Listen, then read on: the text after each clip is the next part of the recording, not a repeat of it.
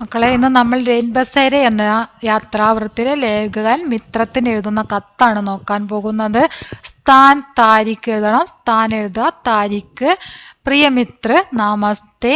आज मैं तुम्हें अपनी यात्रा का एक अजीब लेकिन यादगार അനുഭവം लिख रहा हूँ.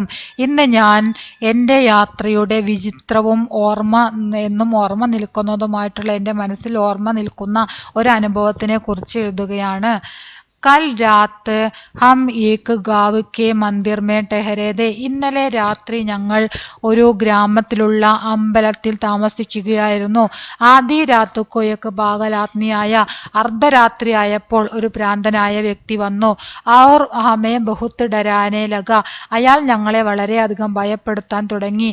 വഹ് ചില്ലാത്താത. അയാൾ കൂവി വിളിക്കുന്നുണ്ടായിരുന്നു. ധമക്കാത്താത. ഭീഷണിപ്പെടുത്തുന്നുണ്ടായിരുന്നു.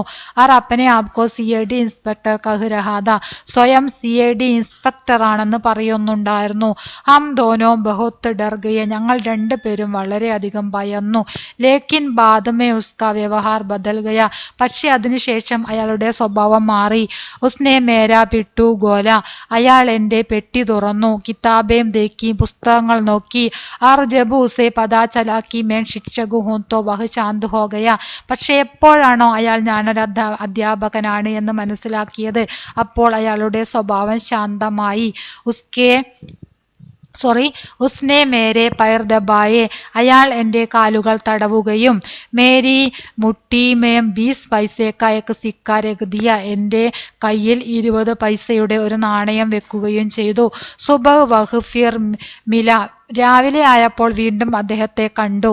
ഔർ മാഫി മാങ്കർ മേരെ പയർ ചൂനെ ലഗ.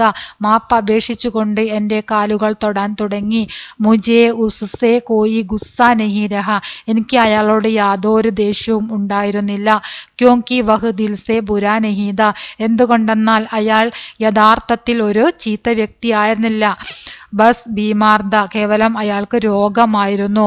ഉസ്നെ മുജേ ജോ 20 പൈസേ കാ സിക്ക ദിയ. അദ്ദേഹം എനിക്ക് യാതൊരു 20 പൈസയുടെ നാണയമാണോ തന്നിരുന്നത്. ഉസേ മേ അബ് ബി സമ്പാൽക്കർ രഖി ഹും. ഞാൻ അതിപ്പോഴും സൂക്ഷിച്ചു വെക്കുന്നു. വഹ് അനുഭവ് ഹമേശ യാദ് രഹേഗ. ഈ അനുഭവം എനിക്ക് എന്നും ഉണ്ടാകും. ഈ ഓർമ്മകൾ എന്നിൽ എന്നും ഉണ്ടായിരിക്കും. തുമാര മിത്ര. നിന്റെ മിത്രം.